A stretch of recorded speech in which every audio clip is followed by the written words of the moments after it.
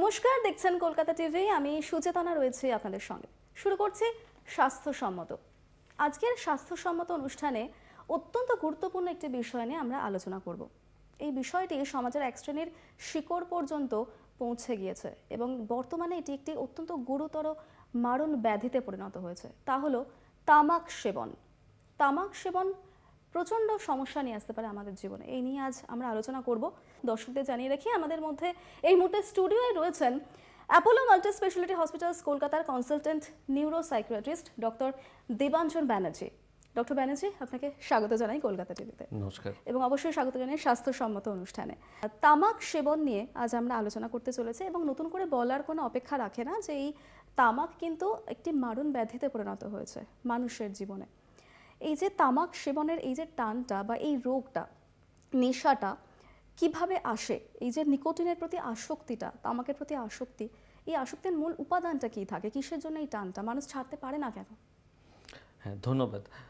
দেখুন, তামাক বা নিকোটিন যদি আপনি বলেন, যে কটা অ্যাডিকশন রয়েছে বা নেশা রয়েছে তার মধ্যে এটা সবথেকে প্রচলিত, সবথেকে কমন। বাকি অন্য কোনো নেশা থাক না থাক দেখবেন বেশিরভাগেরই কিন্তু বেশিরভাগ জনেরই তাদের কখনো না কখনো তারা হয়তো স্মোক করেছেন বা তামাক নিয়েছেন। এবার সবার আগে বলে রাখি যে নেশা যে হয় মানুষের, যে ওই ধরুন টানটা বা যেটাকে আমরা ক্রেভিং বলি, বা প্রথমবার নিলে যে এক্সপিরিয়েন্সটা, অভিজ্ঞতাটা হয়, সেটা থেকেই তো মানুষ নেশার দিকে এগিয়ে যায়। তো এক নম্বর হলো স্মোকিংয়ের সাথে বা ধরুন তামাক সেবনের সাথে কিন্তু প্রচুর সামাজিক ব্যাপার জুড়ে থাকে। যেমন ধরুন খুব তাড়াতাড়ি বন্ধুদের সাথে অনেক সময় ট্রাই করা, বা অনেকেই মনে করেন যে এটা না নিলে হয়তো একটা মানে তারা আরও অ্যাকসেপ্টেবল হতে পারবেন না, তো বন্ধুরা হয়তো কি বলবে, বা অনেকেই মনে করেন যে নিজেদের আইডেন্টিটি ঠিক করার জন্য এটা নেওয়া প্রয়োজন, এবং এটা খুব সহজেই পাওয়া যায়, এটা আমরা সবাই জানি, রেগুলেশন সেরকম নেই। তো যার ফলে এক্সপোজটা তাড়াতাড়ি হয়, অভিজ্ঞতাটা, প্রথম অভিজ্ঞতাটা যেটা হয় সেটা টান তৈরি করে, এবং তারপরে ধীরে ধীরে ধরুন ওই দুটো নিলে কিছু হবে না, তিনটে নিলে কিছু হবে না, করতে করতে এটা বাড়তে থাকে। স্মোকিং করলে ক্যান্সার হতে পারে খুব সিভিয়ার কন্ডিশন হলে, কিন্তু সেটা জেনেও কিন্তু তিনি পিছপা হচ্ছেন না। যিনি একজন চেইন স্মোকার, তিনি হয়তো স্মোক করেই যাচ্ছেন। এই যে বিষয়টা, এর পেছনে কারণটা কি? এটা কিন্তু খুব মানে থ্যাংক ইউ এটা বলার জন্য। এটা খুব গুরুত্বপূর্ণ একটা জায়গা। দেখুন, সবার আগে বলতে চাই যে এই যে রেগুলেশন বা সরকারের তরফ থেকে এই ধরুন অ্যাডভার্টাইজমেন্ট বলুন বা এই স্ট্যাটুটরি ওয়ার্নিংগুলো বলুন, এগুলো কিন্তু ভীষণ প্রয়োজন। কিছুটা হলেও এটা সাহায্য করে মানুষদের পিছপা হতে। কিন্তু যেটা সমস্যা দুটো, এক হচ্ছে এই যে আপনি বললেন না যে স্মোকিং করলে ক্যান্সার হয়। অনেকেরই ধারণা হয়ে গেছে যে ক্যান্সার হওয়ার জন্য সারা জীবন স্মোক করতে হয়, কিন্তু স্মোক থেকে ক্যান্সার হওয়াটা একটা রেয়ার জিনিস। তার আগে কিন্তু আরও অনেক বেশি ক্ষতি হয়, মুখের ক্ষতি, মুখের আলসার, পেটের আলসার এবং ক্যান্সার, মুখে কিছু ধরনের সমস্যা হওয়া, সর্বোপরি ফুসফুসের প্রচণ্ড ক্ষতি হওয়া, যেটাকে আমরা ক্রনিক অবস্ট্রাকটিভ পালমোনারি ডিজিজ বা সিওপিডি বলি, যেটা অসম্ভব রকমের ভোগাতে পারে মানুষকে। এই জিনিসগুলো সম্বন্ধে কিন্তু অনেকেই ওয়াকিবহল নন। মানে একদম তথাকথিত স্মোকিংয়ের সঙ্গে ক্যান্সারের সম্পর্ক ধরে নেওয়া হয়েছে, তো এই প্রবলেমগুলো অনেকেই জানেন না। দ্বিতীয় হলো সহজে পাওয়া যায়, এবং এটা আমি বারবার বলবো, আজকে অ্যালকোহল বলুন বা অন্য রকম অ্যাডিকশান, সেটা কোনো ইনজেকশন হোক বা ক্যানাবিস হোক, সেটার সাথে কিন্তু একটা কোথাও না কোথাও একটা দ্বিধাবোধ জড়িয়ে আছে। একটা বিশেষ বয়সের পরে নিতে পারবো না, বা এই সময় ছাড়া নিতে পারবো না। স্পষ্ট কথায় বলতে গেলে smoking has been socially sanctioned. সামাজিকভাবেও কিন্তু আপনি যদি দেখেন অনেক জায়গায় রেগুলেশন আছে যে আপনি বাইরে খেতে পারবেন না, শুধুমাত্র নিজের জায়গায় নিতে পারবেন, কিন্তু করলে কেউ কিছু মনে করবে না, বা একজন আরেকজনকে দেখছে ওপেনে করতে, তার কিছু মনে হবে না। তো যেহেতু সামাজিকভাবে এটার ওপরে কোনো দ্বিধাবোধ নেই, আমার মনে হয় এই অ্যাডভার্টাইজমেন্টগুলো অনেকের ক্ষেত্রেই মনে দাগ কাটে না, যে ঠিক আছে একটা দুটো খেলাম তো কি হবে, কিন্তু ওই একটা দুটো থেকে শুরু করেই কিন্তু ধীরে ধীরে আসক্তির জালে মানুষ জড়িয়ে পড়ে। স্মোকিং থেকে ক্যান্সার শুধুমাত্র একটা ক্ষতি, কিন্তু শুধু আমার ক্ষতি হচ্ছে তা নয়, প্যাসিভ স্মোকিংটার কথা ভাবুন, আজকে যদি আমি এখানে স্মোক করি, আমার চারপাশে সবাই কিন্তু সেইটা তাদের ফুসফুসে যাচ্ছে এবং তাদেরও কিন্তু এই এক রিস্ক, আমি স্মোক করছি বলে আমার রিস্ক বেশি তাদের রিস্ক কম, এরকম কিন্তু নয়। এবং আজকে যদি আমি আমার বাড়িতে আমার ড্রয়িং রুমে বসেও করি, বাচ্চারা যদি কেউ দেখে, অল্প বয়সী কেউ দেখে, বয়স সন্ধিকালে স্পেশালি, তারা কিন্তু এটাকে রোল মডেল হিসেবে নেবে সব কিছু জেনেও। কাজেই একজন মানুষের শুধু ক্ষতি নয়, একজন মানুষ এবং একজন পরিবারের সমাজের কিন্তু ওভারঅল ক্ষতি যদি কেউ ধূমপান করে। ঠিক এই জায়গাটা একটু ডিটেলে জানতে চাইবো আপনার কাছে ডক্টর ব্যানার্জি, যেটা বললেন যে আমি নিজে স্মোক করছি, সেটাতে শুধুমাত্র আমার ক্ষতি হচ্ছে তা নয়, আশেপাশে তখন যদি কেউ থেকে থাকে তারও ক্ষতি হতে পারে। আশেপাশে হয়তো একজন পরিবারের একজন বাবা, আমি উদাহরণ দিয়ে বলছি, তিনি একজন রেগুলার স্মোকার বা চেইন স্মোকার বা তিনি স্মোক করে থাকেন, হয়তো তখন তিনি স্মোক করেন, তার আশেপাশে তার পরিবারের অন্যান্য সদস্যরাও থাকে এবং সেটা সারা বছর রেগুলার বছরের পর বছর চলছে, তার পরিবারের কি ধরনের সমস্যা হতে পারে? দেখুন, একটা তো এটা খুব কমন একটা সিচুয়েশন। একটা তো হচ্ছে যে তিনি যখন স্মোক করছেন তখন সেই যে ধোঁয়াটা সেটা চারপাশে সবার ফুসফুসের মধ্যে যাচ্ছে। তো স্বাভাবিক খুব মানে সিম্পলি বলতে গেলে কাশি, সবসময় দেখবেন একটা স্মোকার স্কাফ আমরা বলি, একটা খুসখুসে কাশি থেকে যায়, সেটা তাদের পরিবারের লোকেদের মধ্যেও হতে পারে। বয়স্ক যদি কেউ থাকেন, অলরেডি ধরুন বয়সের সাথে ফুসফুসের কিছু সমস্যা হয়েছে বা পেটের কিছু সমস্যা রয়েছে, যখন স্মোকটা যায় তখন তো শুধু আমাদের শ্বাসনালীতে যায় না, খাদ্যনালীতেও যায় এবং পেটের আলসার, গ্যাস্ট্রিক আলসার, হজমের সমস্যা, পেটে অ্যাসিড তৈরি, বৃদ্ধি পাওয়া, এই জিনিসগুলোও কিন্তু স্মোকিংয়ে ভীষণ প্রচলিত। তো সেটা যিনি নিচ্ছেন তার যেরকম হয়, যার ফুসফুসে বা খাদ্যনালীতে যাচ্ছে তারও কিন্তু একই রকমভাবে হয়। এবং বিশেষ করে ধরুন কোনো 13-14 বছরের ছেলে বা মেয়ে রয়েছে যিনি অলরেডি একবার ট্রাই করেছে বন্ধুদের সাথে, তো যখন তারা আরেকবার এটায় এক্সপোজড হয় তখন কিন্তু নেশাটা বাড়ার চান্স আরও অনেক পরিমাণ বেড়ে যায়।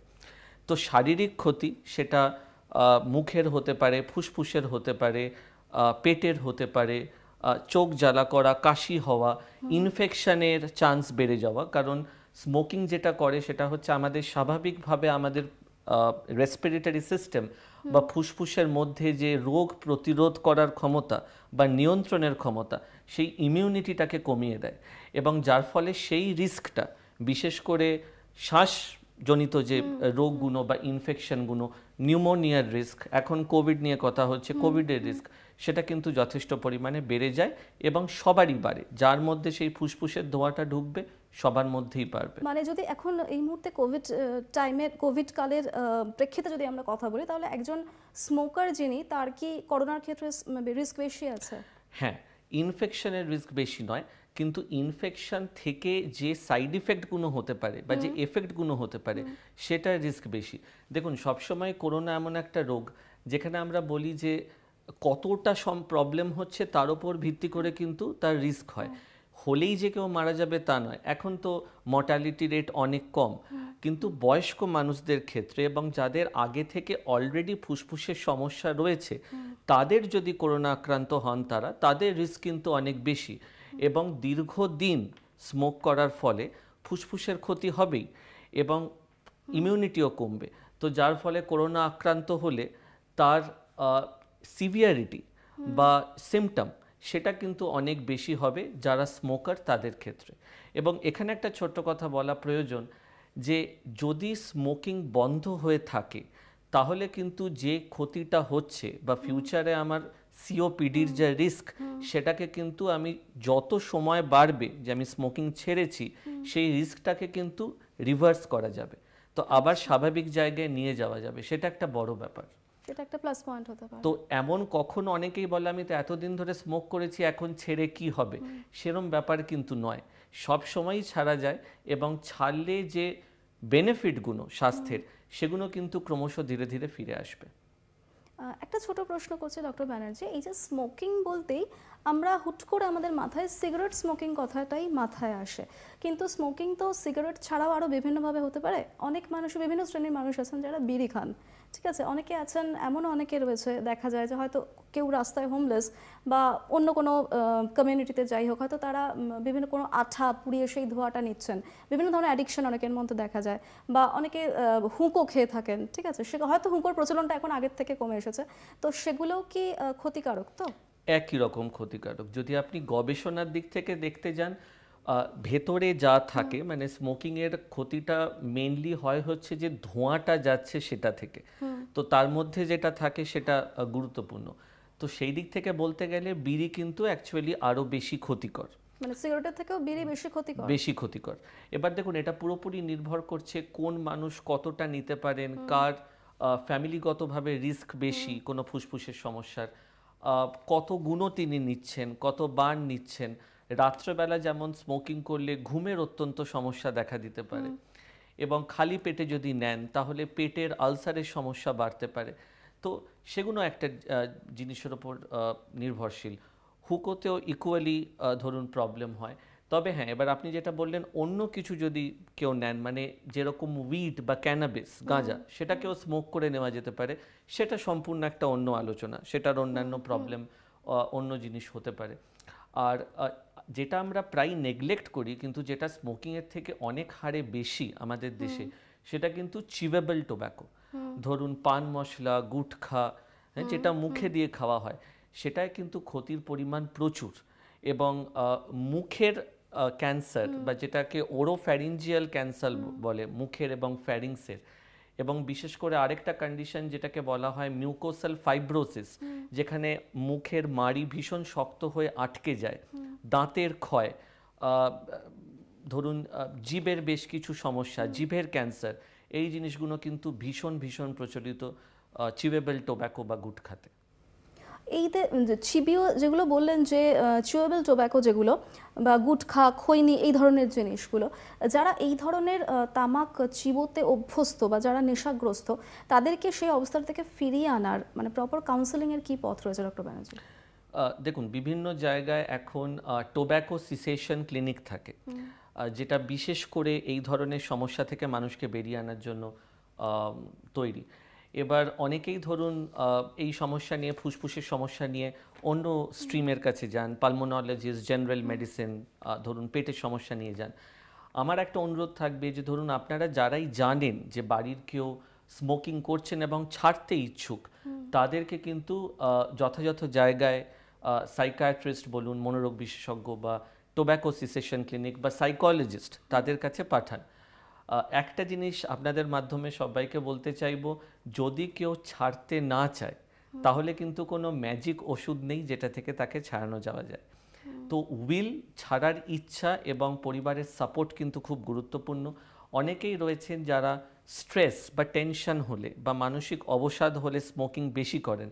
সেই ক্ষেত্রে অ্যাংজাইটি বা ডিপ্রেশন আলাদা করে রয়েছে কি না সেটা জেনে কিন্তু সেটার চিকিৎসা করা প্রয়োজন।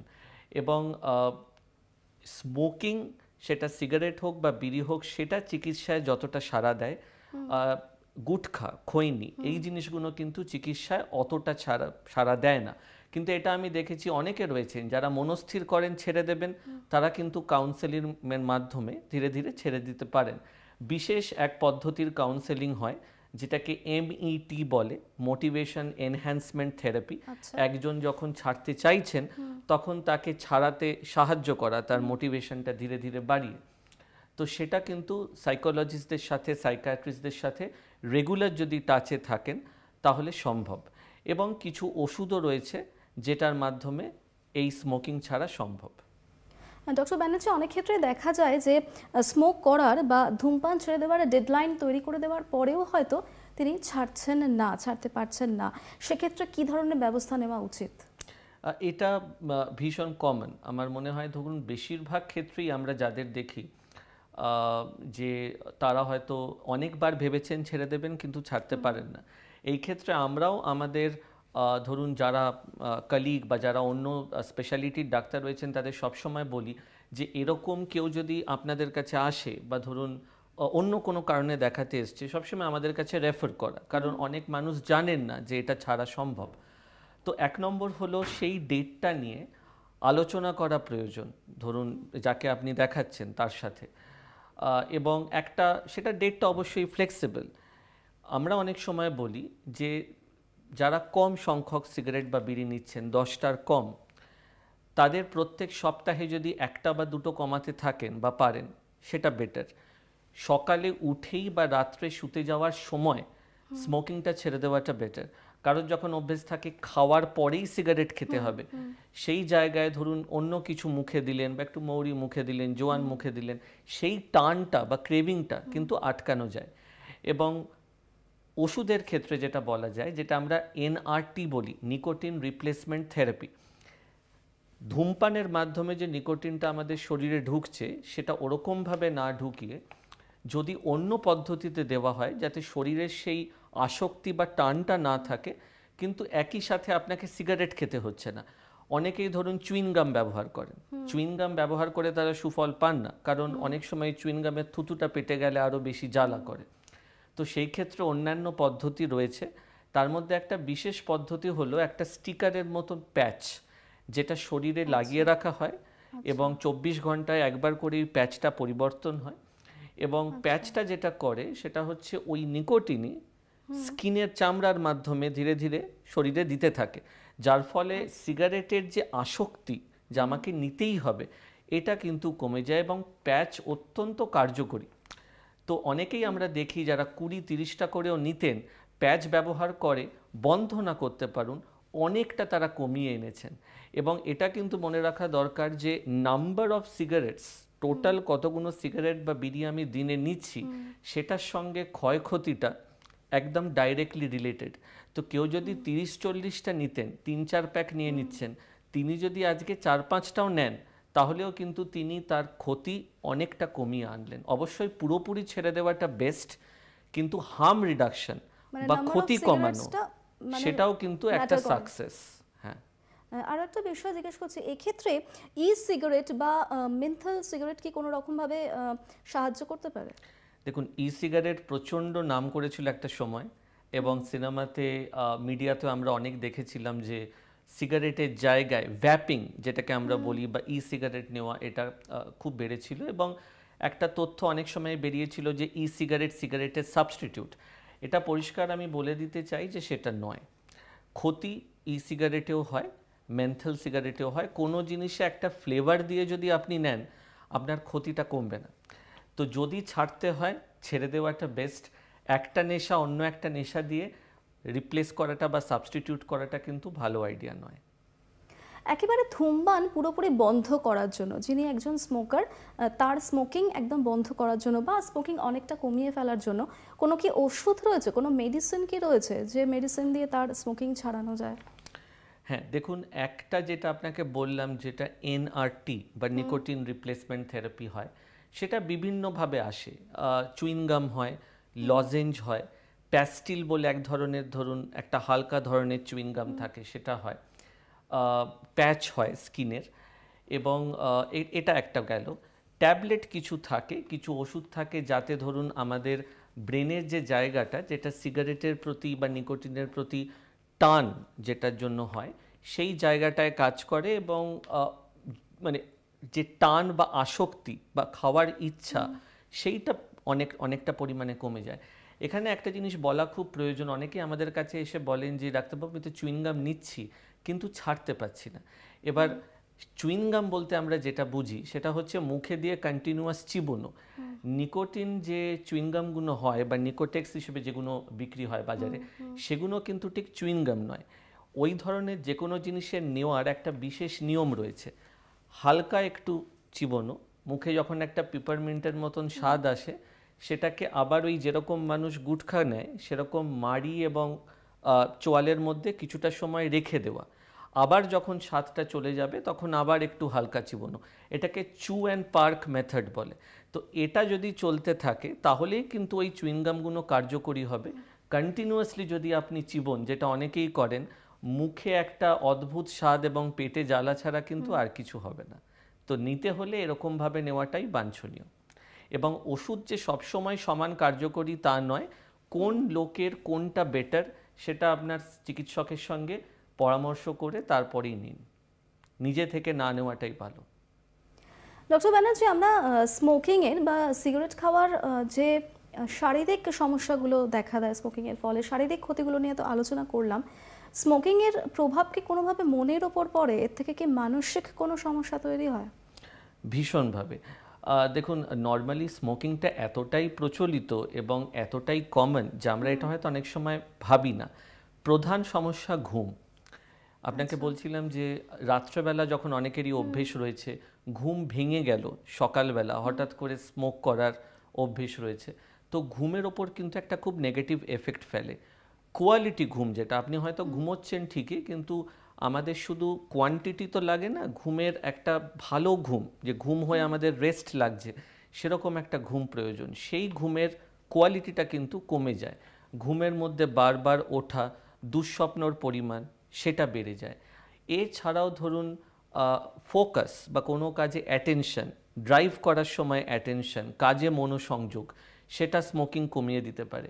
হঠাৎ করে হয়তো স্মোক করলে মনে হয় যে আচ্ছা সাময়িকভাবে আমার স্ট্রেসটা কমে গেল, কিন্তু এটা একটা এমন অভ্যেসে দাঁড়িয়ে যায় যে তখন যদি কোনো কারণে আপনার স্ট্রেস লাগে বা টেনশন হয় বা আপনার মন খারাপ লাগে, তখন অন্য কোনোভাবে কিন্তু আপনি আর সেটা কাটাতে পারবেন না, আপনাকে তখন ওই স্মোক করতেই হবে।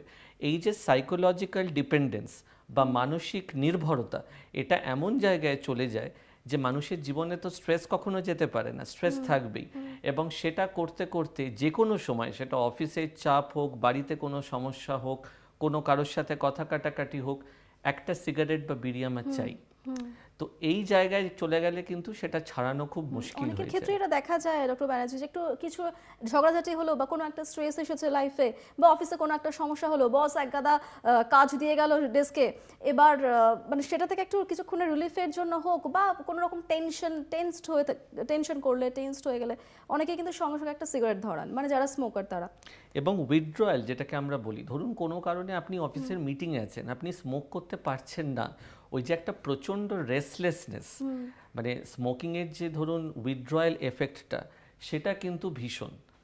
এবং ধরুন হাত কাঁপা, ঘুম না হওয়া, খিদে কমে যাওয়া, সবসময় একটা খিটখিটে ভাব লাগা, এটা যদি ধরুন কেউ স্মোক না করেন, তখন তার প্রচুর পরিমাণে হতে থাকে এবং এটা সামলানো খুব মুশকিল। ডক্টর ব্যানার্জি, এই প্রশ্নটা এই মুহূর্তে মাথায় আসছে যে স্মোকিংয়ের শারীরিক প্রভাব রয়েছে, শরীরের ওপর প্রভাব রয়েছে, মনের ওপরও প্রভাব রয়েছে। আপনার কাছ থেকে যেগুলো জানতে পারলাম, সার্বিকভাবে স্মোকিং ছাড়াবার জন্য, ধূমপান বন্ধ করার জন্য কাউন্সেলিং থেকে কোন পথে এগিয়ে নিয়ে যাওয়া যেতে পারে? কিভাবে কাউন্সেলিং করা যেতে পারে একজন স্মোকারের প্রপারলি? আমার মনে হয় কাউন্সেলিংটা পরিবারগতভাবে প্রথম শুরু হয়, কারণ আমরা অনেকেই মানতে চাই না যে স্মোকিং ক্ষতিকারক। তো যদি আপনাদের পরিবারের কেউ থাকেন যিনি বহুদিন ধরে স্মোক করছেন বা তার সমস্যা রয়েছে বা ফুসফুসে প্রবলেম হচ্ছে, প্রাথমিকভাবে তার সঙ্গে কথা বলা শুরু করুন। জিনিসটা জোর করে হয় না, কোনো নেশাই জোর করে ছাড়ানো যায় না। তো প্রাথমিকভাবে তার সঙ্গে কথা বলে কোনো সাইকিয়াট্রিস্ট বা সাইকোলজিস্টের কাছে নিয়ে যান এবং তার সাথে কথা বলতে দিন। ধাপ বাই ধাপ এগোনোটা বেটার। ওষুধ কার লাগবে, কাউন্সেলিং কার লাগবে, সেটা আপনার চিকিৎসক ঠিক করে নেবে, কিন্তু এই কথোপকথনটা, ডায়ালগটা, এটা শুরু কিন্তু বাড়িতে হয়, এবং শুরু যদি না হয় তাহলে সেটা কখনোই কাজে পরিণত হবে না। তবে হ্যাঁ, স্মোকিং ছাড়ানো যায়, তার জন্য নিজের ইচ্ছা, উইল, ফ্যামিলির সাপোর্ট এবং ডাক্তারের সাহায্য, তিনটেরই প্রয়োজন। মানে নিজে আমি যদি সিগারেট স্মোকিং ছাড়তে চাই বা স্মোকিং ধূমপান ছাড়তে চাই, নিজে কিভাবে ইন্সপায়ার করতে পারে, নিজে কিভাবে প্রেরণা পাবো, এর কোনো রাস্তা আছে কি? দেখুন, প্রেরণার তো ওরকম একটা রাস্তা থাকে না, কিন্তু আমার মনে হয় এটা মাথায় রাখা দরকার, যেটা বলে আমরা শুরু করেছিলাম, যে আমি শুধু আমার ক্ষতি করছি না, এক, দুই, যে ক্ষতিটা করছি সেটাকে কিন্তু রিভার্স করা বা বদলানো সম্ভব, এবং তিন, আমার কাছে অপশান আছে, ভালো এফেক্টিভ টেকনিক রয়েছে যে যার থেকে আমি বন্ধ করতে পারি। এবার সাহায্য নেব কি নেব না সেটা ব্যক্তিগত, তবে সাহায্য আছে এবং আপনি চাইলে নিতে পারেন। যে ক্ষতিটা আপনি প্রত্যেক দিন নিজের পয়সা খরচ করে করছেন, সেই ক্ষতিটা কিন্তু শুধু আপনার একার হচ্ছে না, এবং প্রত্যেক দিন একটা এমন দিন যেদিন আপনার হাতে একটা অপরচুনিটি আছে ছাড়ার, তো সেই সুযোগটা অপচয় করবেন না। বেশ, অনেক ধন্যবাদ ডক্টর ব্যানার্জি, আপনার এতটা সময় আজ আমাদের দেওয়ার জন্য, স্বাস্থ্যসম্মত আসার জন্য। আশা করি দর্শক বন্ধুরা যারা এতদিন আমাদের সঙ্গে ছিলেন, এতক্ষণ স্বাস্থ্যসম্মত অনুষ্ঠান দেখলেন, এই স্মোকিং কিভাবে ছাড়া যেতে পারে, কিভাবে কাউন্সেলিং করা যেতে পারে প্রপারলি, এবং স্মোকিংয়ের কী কী কুপ্রভাব রয়েছে এই বিষয়ে তা আপনাদের মনে যে সমস্ত প্রশ্ন ছিল সেই সমস্ত প্রশ্নের উত্তর পেয়েছেন আজকের অনুষ্ঠানে। আমাদের সঙ্গে ছিলেন আজকে বিশিষ্ট consultant neuropsychiatrist doctor Debanjan Banerjee. স্বাস্থ্যসম্মত অনুষ্ঠান থেকে আজকের মতো এখানেই বিদায় নিচ্ছে। সকলে ভালো থাকবেন আর অবশ্যই দেখতে থাকবেন কলকাতা টিভি, রাত দিন সাথে।